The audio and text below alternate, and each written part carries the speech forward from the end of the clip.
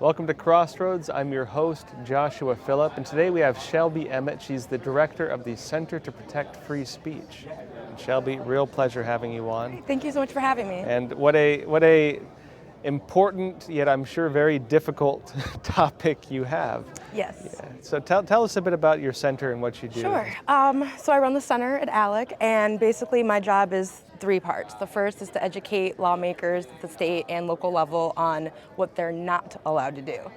The First Amendment restricts Congress, so under the 14th Amendment it applies to the states. So I get to spend a lot of time telling legislators to stay in their lane, and it's great working in an organization where they actually truly believe in limited government, so they want to make sure that they're being checked and always kept in their place. So you'll get calls all the time, they'll say, I really get annoyed by X protest, but can I do Y? And I probably shouldn't. No, you can't do that. Okay, well, thanks, Shelby. So it's fun working with legislators that just truly believe in that. And even though it's a place where obviously they could, power corrupts and they could actually move the ball to get more power, and they actually like to stay restrained. So that's the best part for me. And then the second part is I do a lot of public speaking, mainly to young people, because unlike the other rights, the First Amendment only really matters if we believe in it. It's kind of like Santa Claus. Once you start believing in censorship or believing in hate speech, then the First Amendment doesn't exist. So we can win all the court cases in the world, but if you start censoring yourself and I start censoring myself, does the First Amendment really exist? That's an interesting principle. That and it's a situation we have in the country right now where, for example, hate speech. It's a very loosely defined concept, and I think we can all agree that some speech is not nice and should be avoided out of etiquette, but it should not be illegal, right? Because the basis of free speech in the First Amendment is to tolerate speech that you don't like.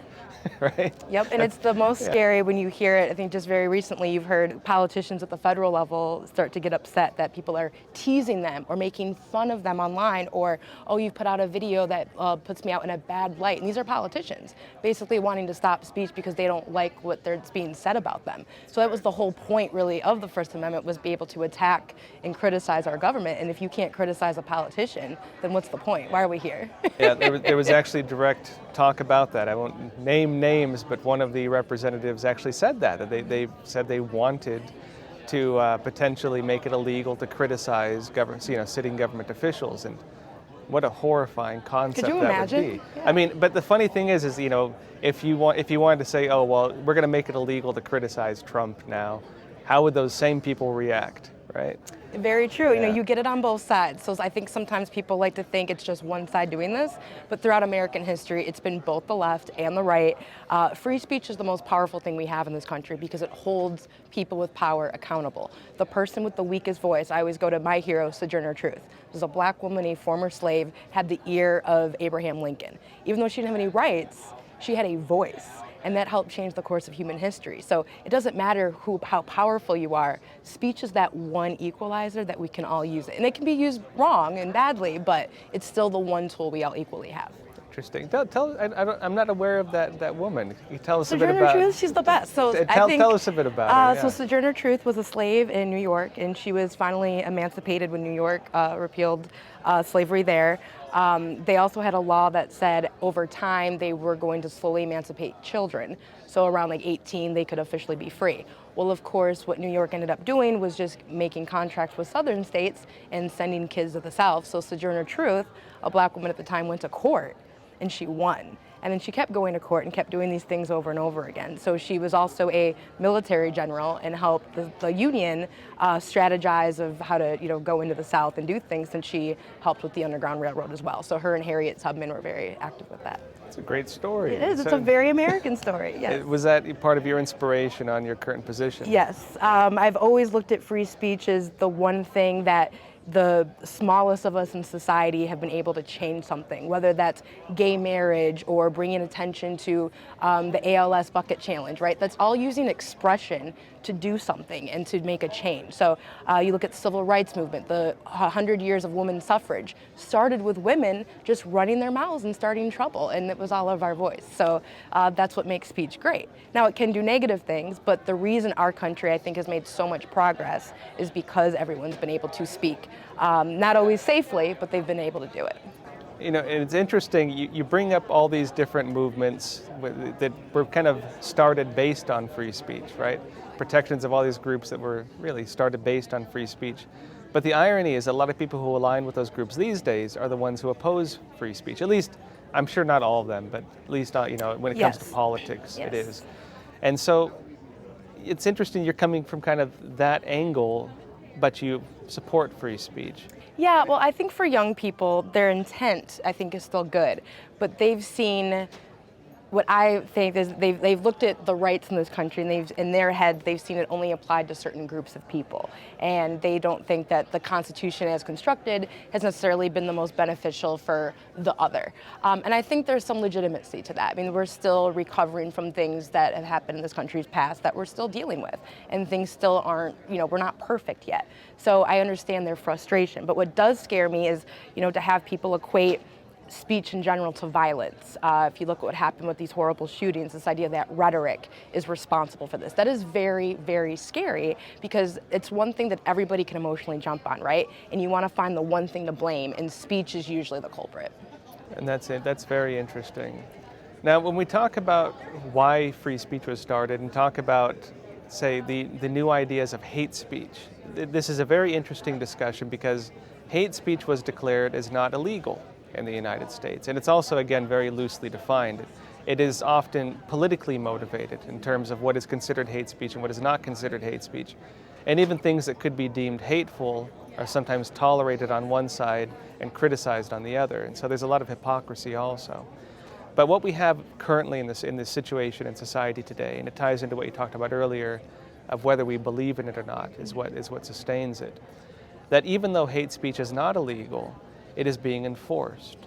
And so we have political correctness, we have media going after, really just common people, just not public figures, just your average Joes on the streets, and naming them, shaming them, making examples out of them. Yeah. And the effect of that, especially when you have the media do it and then thousands of people, threaten to kill them online and stuff like that, you have the average people become too afraid to speak out.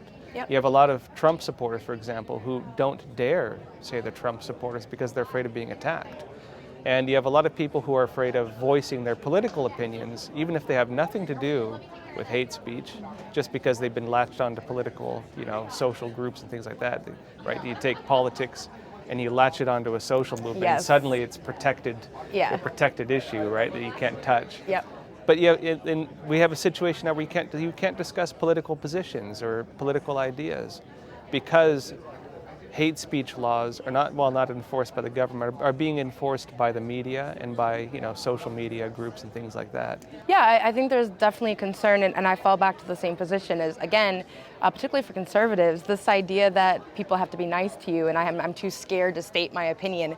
Sorry, get over it. I'm a black conservative from Detroit, Michigan, and I've been able to stand up tall and be a conservative in my skin. So I don't really buy that argument of, I'm too scared to say something. I don't have a lot of sympathy for people like that. Life is tough, and I'm gonna need you to have a backbone. That's kind of what working in our democracy is about. You have to be able to participate. And I speak to young people all over the country, particularly conservative students, and they'll say things like, well, my professor's a Marxist, and I'm just afraid if I say something, well, I'm sorry, but you still need to learn how to speak and defend yourself, and that's not censorship. You being too scared of the social consequences isn't censorship. It's not censorship until someone actually stops you. So I do think we have to get better as Americans of getting a thicker skin again and acknowledging that just because you have an opinion, people may call you names, but so what? You still have to go out and do it. And I do think it's backfiring. I think we saw that last time. You can call somebody every name in the book, but when they're in the privacy of that election booth, they're going to vote how they want to vote. So I don't think it's necessarily going to work for the left, but you do still see it on both sides. That's interesting. And this ties into the current political climate where a lot of people, they may not like the way Trump speaks, but the reality is politics are pretty dirty. Yes. Honestly. Just trying not to be partisan, but really Republicans, they tend to be very by the book, more Christian types, and they tend to not want to offend people, and so they tend to just get kicked around a lot, at least until very, very recently. Trump kind of changed that.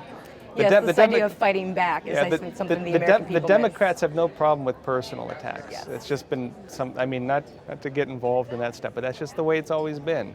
Yeah. But now we have Trump willing to fight back, and it's like this, oh man, he's fighting back, you know? Yeah, and I think it goes down, everything that you learn as a kid, and it still applies as an adult. And I think we grow up and we think all those lessons we learned don't matter now. But the world is no different today than the playground, right? My grandpa used to say, there will always be a bully on the playground. So how are you going to handle it? And the person that sits there and lets the bully keep bullying them is going to keep being bullied. And I think regardless of what anyone thinks about Trump, I think most people, regardless of politics, are at least impressed that he fights back. And you're an interesting case. You mentioned you're a black conservative from Detroit. How did that happen? It wasn't from hearing anybody conservative talk, I'll tell you that. It was just from my own experience. And generally, I remember watching Bill Clinton and George Bush debate. And Bill Clinton basically labeled me as this, puppy victim that couldn't do anything without him. And George Bush was incredibly naive and thought that I had the same equal opportunities as kids in the suburbs, which was ridiculous. We had outdated books and we were living in poverty. And the kids next door to me in the Denver School District had new laptops. So of course we weren't starting equal, but I'd always assumed someone assumed that I'm capable, then someone assumed that I'm not. And that's kind of what started it for me. It's a very interesting point, actually. The idea of whether you're taught that you're helpless and that you need government to be your defender, or whether you believe in taking your life into your own hands and changing it. That's an interesting principle that I think is at the heart of the true conservative movement, actually. Yes. Is the idea of self-reliance and independence. Yes. So I do think we need to be better of how we articulate it. So again, if any Republican would have ever came into my neighborhood, I would have, what? It doesn't make sense. So we do need to be better, I think, communicating and reaching out to people. But the philosophy is definitely one that I support.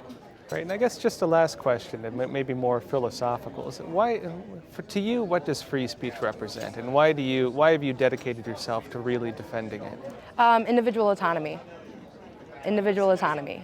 God created each and every single one of us, and He gave you tools to articulate how you feel and what you think and what you want to see changed in the world. And whether that's through your creativity or your voice or your vocal cords or whatever, that's what it is. I can't think of anything of direct relation to your spirit, your spirituality, than your ability to speak and be your autonomous individual self.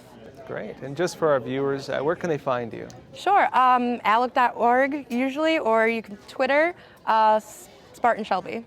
Great. I'm a Spartan. Like it, yeah. Well, real pleasure having you on. Great. Thank you so much. Great, thank you. And everyone, please remember to like and subscribe. See you next time.